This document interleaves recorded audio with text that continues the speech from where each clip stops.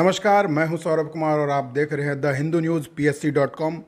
और आज हम पहुंच चुके हैं निर्वर्तमान प्रमुख रीमा देवी के पास और जानेंगे कि क्या खास मुद्दा है इनका इस बार चुनाव जो लड़ रही हैं, किस मुद्दे पे चुनाव लड़ रही हैं और इन्होंने क्या क्या कार्य किया है उसके बारे में जानेंगे। सबसे पहले आपका स्वागत है हमारे चैनल में। जानना चाह रहे हैं कि आपका जो इस बार आप चुनाव लड़ रहे हैं और पिछले 5 साल से निर्विघ्न आपने कार्य किया है प्रमुख रहते हुए, तो इस बार का मुद्दा क्या है आपका? विकास मुद्दा है।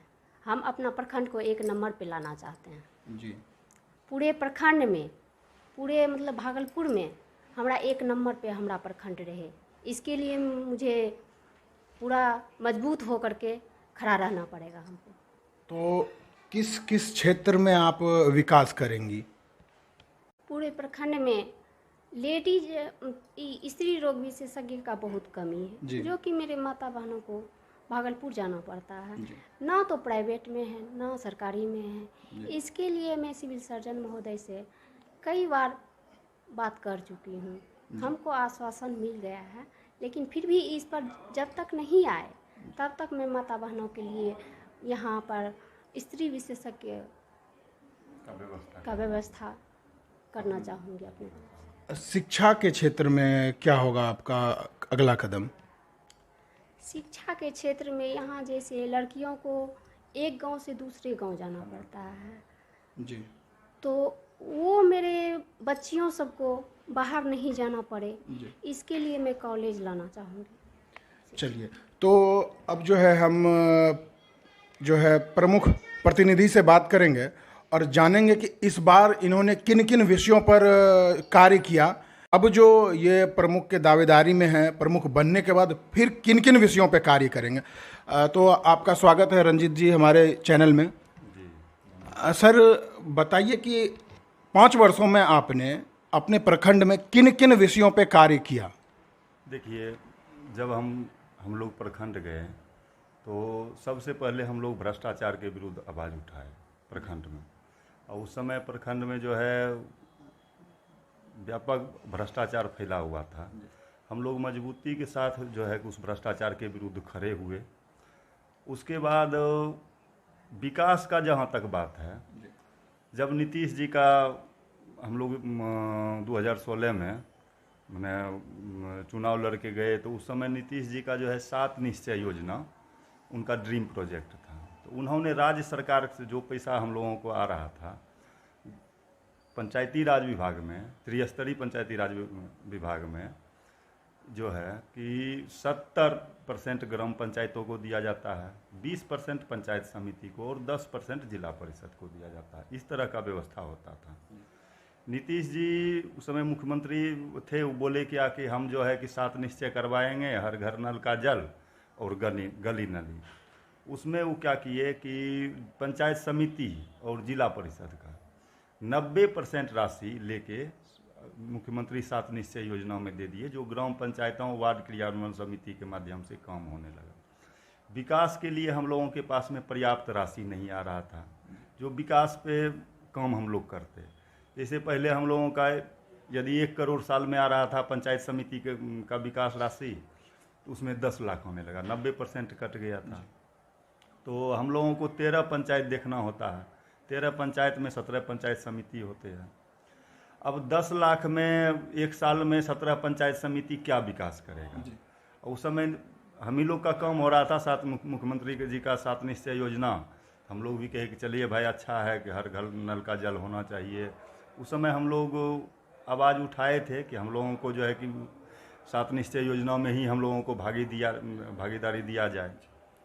तो 2019 में आके केंद्र सरकार से निर्देश आया कि यदि राज्य सरकार का कोई ड्रीम प्रोजेक्ट होता है, जैसे जल जीवन हरियाली अभी चल रहा है, 7 निश्चय 2 चलेगा, तो उसमें राज्य सरकार को निर्देश दिया गया कि त्रिस्तरीय पंचायती व्यवस्था है, उससे सुदृढ़ तभी होगा कि जब आप उनको विकास का राशि 70-20-10 के अनुपात में आप खर्च करने के लिए देंगे। भले ही आप जल जीवन हरियाली के तहत यदि काम ग्राम पंचायतों से करवा रहे हैं तो पंचायत समितियों से भी करवाइए, जिला परिषद से भी करवाइए। उसमें हम लोगों को 2019-20 में तो राशि नहीं आया था। 20-21 में हम लोगों को 1,33,00,000 का राशि आया, तो जिसमें हम लोग उस ओर आकृष्ट जो ड्रीम प्रोजेक्ट था उस ओर हम लोग काम करना शुरू किए।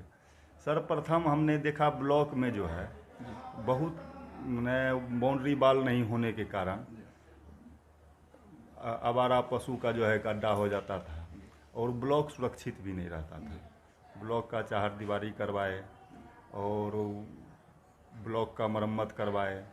हमारी माताएं बहन जो है कि जब प्रखंड में जाते थे तो वहाँ सार्वजनिक शौचालय भी नहीं था और महिलाओं को बहुत परेशानी होता था। उस ओर हमने ध्यान दिया।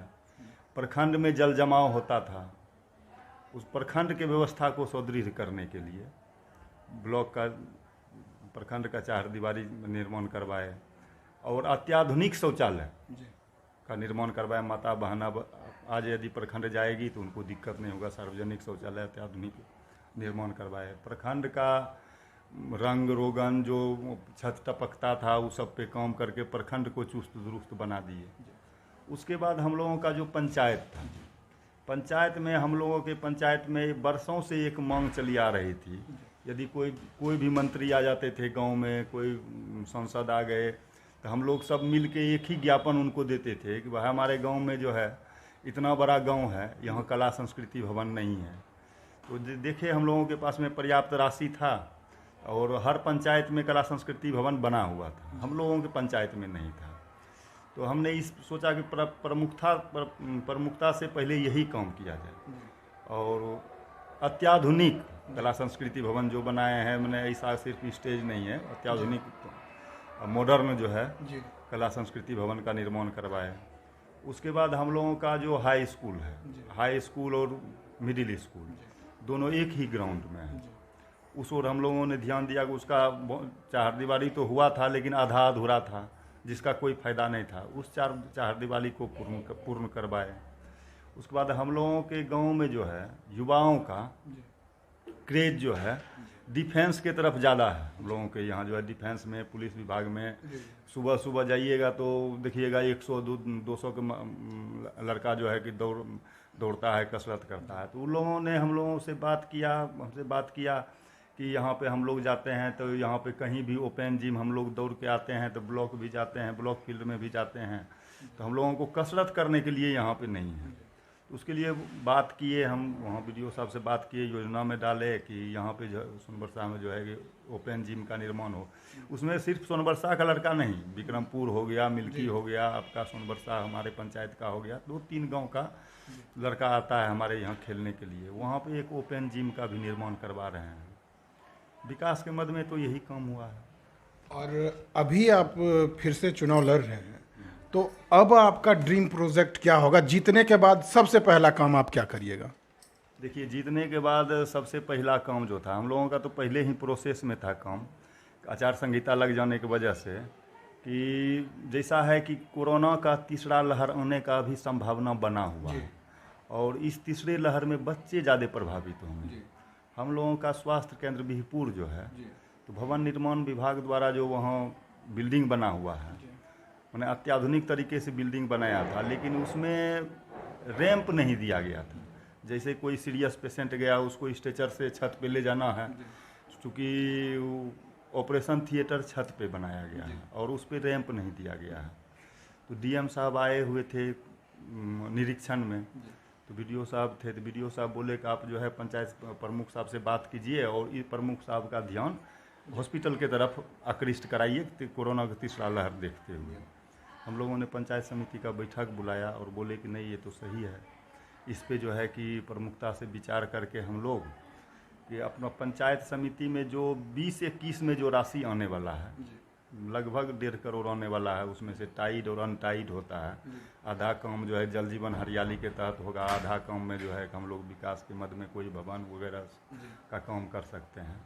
तो उसको हम लोगों ने जो है प्रस्ताव सरकार को दे दिया कि भवन निर्माण विभाग के द्वारा कि यहाँ पे हॉस्पिटल में जो है रैंप का निर्माण होना चाहिए।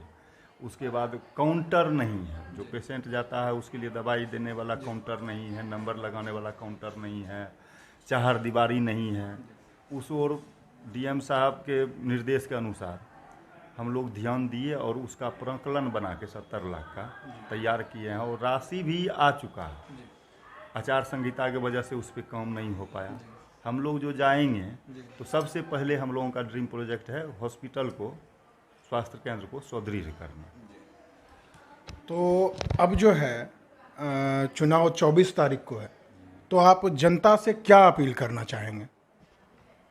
जनता से हम अपने गांव के जनता से, बीरपुर दक्षिण के जनता से यही अपील करना चाहते हैं। जिस तरह आप लोगों ने पिछले गत चुनाव में हम पे भरोसा जताया था और हम एक ही बात बोले थे कि देखिए पंचायत, हमारे पंचायत से 3 बार प्रमुख रह चुके थे और वो अपने कार्यकाल को पूरा नहीं कर पाते थे। हम जो है कि जनता से वादा किए थे, पहले तो हम इस तरह का मैनेजमेंट और सबको साथ लेके चलेंगे, यदि हम प्रमुख बनते हैं तो हमारे ऊपर पे अविश्वास प्रस्ताव नहीं आएगा।